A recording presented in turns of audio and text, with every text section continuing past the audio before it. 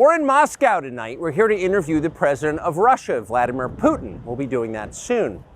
There are risks to conducting an interview like this, obviously, so we thought about it carefully over many months. Here's why we're doing it. First, because it's our job. We're in journalism. Our duty is to inform people. 2 years into a war that's reshaping the entire world, most Americans are not informed. They have no real idea what's happening in this region, here in Russia or 600 miles away in Ukraine. But they should know. They're paying for much of it in ways they might not fully yet perceive. The war in Ukraine is a human disaster. It's left hundreds of thousands of people dead, an entire generation of young Ukrainians, and it's depopulated the largest country in Europe. But the long-term effects are even more profound. This war has utterly reshaped the global military and trade alliances, and the sanctions that followed have as well. And in total, they have upended the world economy. The post-World War II economic order, the system that guaranteed prosperity in the West for more than 80 years, is coming apart very fast, and along with it, the dominance of the US dollar. These are not small changes. They are history-altering developments. They will define the lives of our grandchildren. Most of the world understands this perfectly well. They can see it. Ask anyone in Asia or the Middle East what the future looks like. And yet the populations of the English-speaking countries seem mostly unaware. They think that as nothing has really changed. And they think that because no one has told them the truth. Their media outlets are corrupt. They lie to their readers and viewers. And they do that mostly by omission. For example, since the day the war in Ukraine began, American media outlets have spoken to scores of people from Ukraine, and they have done scores of interviews with Ukrainian President Zelensky. We ourselves have put in a request for an interview with Zelensky, and we hope he accepts. But the interviews he's already done in the United States are not traditional interviews.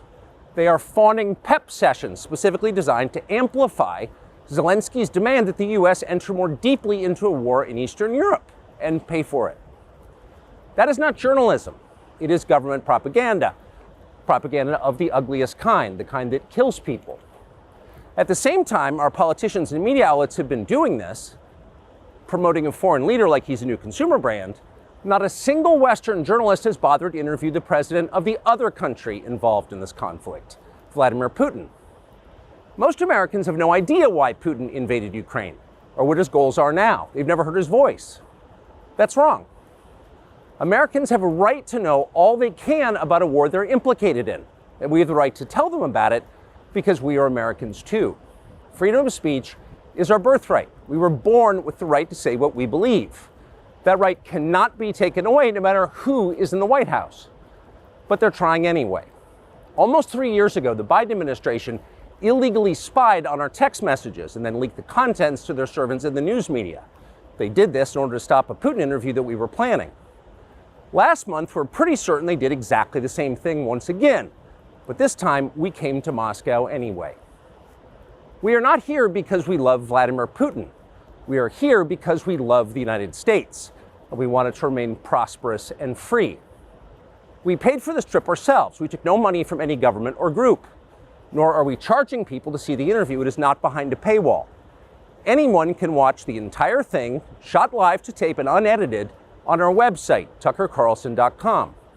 Elon Musk, to his great credit, has promised not to suppress or block this interview once we post it on his platform, X, and we're grateful for that.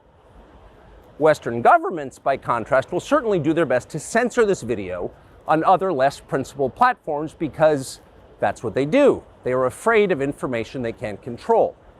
But you have no reason to be afraid of it. We are not encouraging you to agree with what Putin may say in this interview, but we are urging you to watch it. You should know as much as you can. And then, like a free citizen and not a slave, you can decide for yourself. Thanks.